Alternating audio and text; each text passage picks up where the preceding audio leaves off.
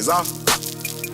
Yeah. Welcome back to another video on the channel, and today we're just going to get straight into it. We're going to go straight into a breakdown video of the trade we took on Friday. We secured 80 handles profit, and it was a very nice trade to close out the week. Considering the week containing the worst price action I've ever seen. You know, the past few weeks have not been the best price action, but that's what you can expect coming up into the summer months. You can expect price action to not be the cleanest, but we still close out the week profitable like always. So let's get straight into this breakdown video here.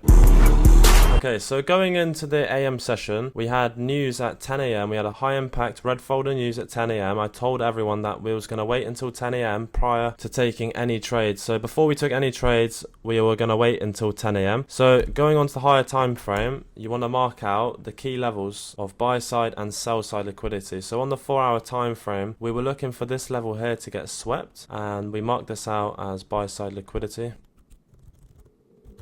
So this was the liquidity level which we was monitoring. We wanted this to get swept, and then we can retrace back into a discount. And then on the 15-minute time frame, as you drop into the lower time frames, then you can see we have another buy side level here which we look to get swept as well.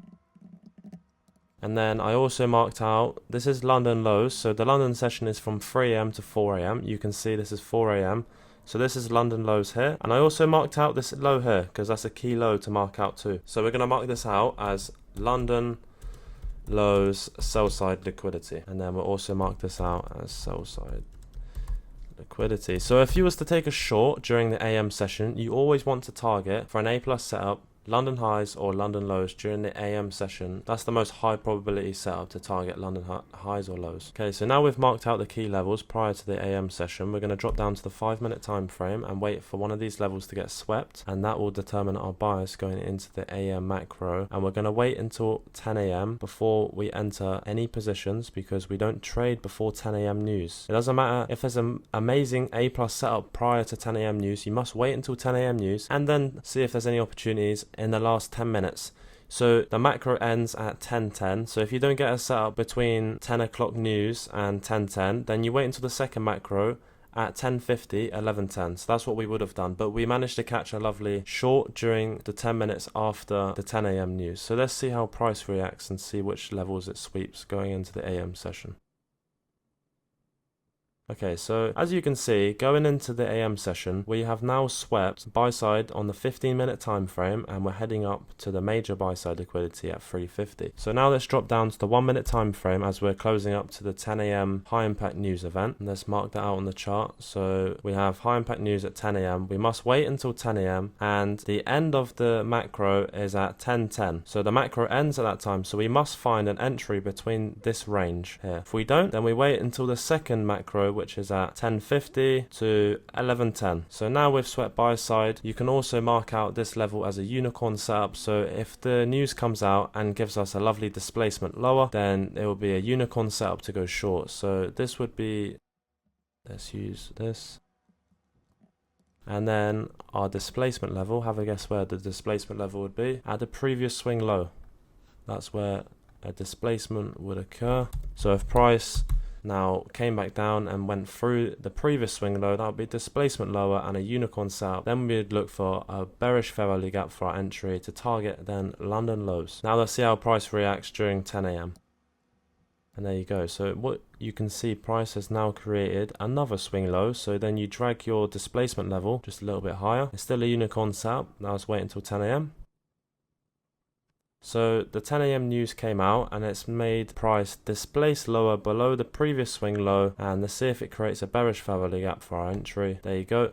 So this is a 1-minute bearish fair value gap from 10 AM news. It's displaced lower, and it's a unicorn setup. A unicorn setup is when it sweeps a buy side or sell side liquidity, and the original sweep of buy side here, which you can see, you want to mark out the previous swing high on the lower time frame, such as the 1 minute, and you want to see price come back up and sweep that level again. And then if we get displacement lower here, that'll be a valid unicorn setup. And then what price done? It created another swing high and it took it out again. So this is the power of 3. You need to go research power of 3. ICT talks about it in his channel, but it's a high probability trade setup. And then it displaced lower at 10 a.m. and we're going to mark out this 1 minute bearish gap, and we are going to look for an entry just off a tap of the 1 minute bearish, and we're going to leave our stops just below this previous swing high, and we're going to target London lows. So let's see if we get an entry here.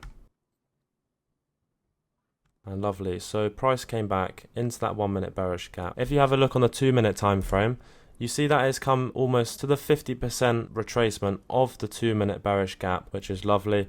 And we've also got an entry on the 1 minute time frame. We're not going to take, even if that is a 1 minute bearish gap, we're not going to take that. Why? Because it offers a poor risk to reward. So look, say you was to take the 2 minute or this tiny 1 minute down here. Look how big your stop would be. You'd have to run almost a 30 handle stop for it to be valid. So I did call that out on live and I said I'm not going to be entering unless we get a tap into this upper 1 minute. So we entered short of a tap off this 1 minute bearish gap. We ran a 20 handle stop and our final TP was at London lows, which gives us around 81.5 handles. And our first TP we ran at 25 handles, which is at this level here. So first TP we closed 50% of our position and we moved our stops to break even. At the second TP we ran it just above these lows here at around 55 handles, and our final TP just above London lows. So let's see how this trade plays out.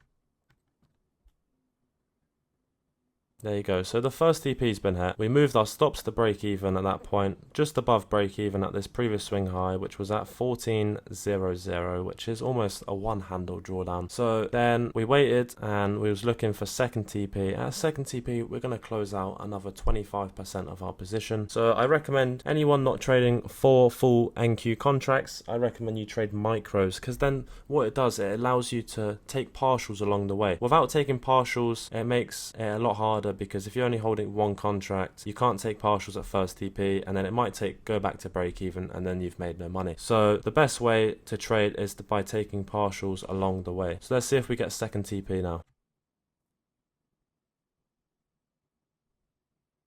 And there you go. So we got second TP. We closed out a further 25% of our position. So we're currently 75% closed out, and we have 25% remaining inside of this trade, targeting in London lows. We then, at this point, moved our stops to the previous swing high, trailing our stops in a profit. So we left our stops at this previous swing high. So it's completely risk-free trade now, and we're not risking anything on this trade. We're now just targeting London lows, and we're 75% closed out. And there you go. So it came down, it took out London lows and took us out of our position fully here. But if the trade was not to take us out by the time of around 11 a.m. New York local time or around 12, we must fully be exited from the trade at 12 p.m. New York local time, because at 12 p.m. to 1 p.m. that's New York lunch. And between New York lunch, what usually happens is a retracement back through the New York AM session trade. So say in the New York AM session you took a lovely short, it went all the way to London lows, and then during the lunch you always see most of the time a run on stops. So lunchtime will come by and it would stop everyone out who's currently short, and then it would create a lunch high and a lunch low. And then you want to mark out the lunch highs and the lunch lows. What for? The New York PM session. So the New York PM session macro is from 2 p.m. to 3 p.m. New York local time. And when you're trading the New York PM session, you want to see a nice sweep of either the New York AM session highs and lows, or mainly you want to see a sweep of the 12 p.m. to 1 p.m. New York lunch highs and lows, and you want to mark them out, and then we see if you get a nice setup during the PM session. However, for risk management, if you've already taken a lovely trade in the morning like this and you've captured nice gains, then you're done for the day. There's no need to even come trade the second macro or the PM session. There's no point. You've already secured gains on the day. You've secured 81 handles. There's no point putting your capital at risk again. That's it. You're done for the day. Say this trade was a losing trade and it came up into our stop at 20 handles. Okay, it's fine. It's not a problem. Then, if you're to take a second trade in the day, the max you take per day is 2 trades. 2 trades. I can't make that clear enough. You don't take more than 2 trades. So, this is why it's called the silver bullet. You get 1 shot, or it would be called machine gun bullet, because there's there's a reason why it's called silver bullet. You only get one shot, and the max amount of trades you take per day is 2 trades. If the first trade's a losing trade and you come to the second macro or the afternoon session and you're like, okay, so we have a clean setup here, we've got an A+ setup, then you take it with half risk. So instead of taking with full position size, you're then going to execute the second trade with half risk. If that trade is a losing trade, so you have 2 losers in one day, it's not a problem. Then you come back the next day to the New York AM session, and if you get a clean setup, an A+ setup during the AM session, guess what? You don't take it with full position size, you keep trading with half position size until you become profitable again. And then once you get a winning trade, then you can go back to original position size. And that is the correct risk management for trading ICT concepts and trading in general. If you guys got any questions or suggestions for the next YouTube video, I would love to hear it. Drop it in the comments below and I will make sure I will take some notes and it will be in the next YouTube video 100%. If you guys are also interested in joining our signals room, it's not a problem. We still got spaces available, even though the prices are going up because too many people are joining at the moment, and I'm gonna have to be upping the prices real soon. So secure your seat below. I'll leave a link in the description. We go live every day on YouTube. You can watch me trade live. I execute live, and majority of the time it's all W's in the chat, and when we take losses, we take the small losses and massive wins, as you can see. So I will see you guys in the next one. I just did my dirty, now I gotta change my sheet. Shit be rubbing on my body, sucking till my knees get weak.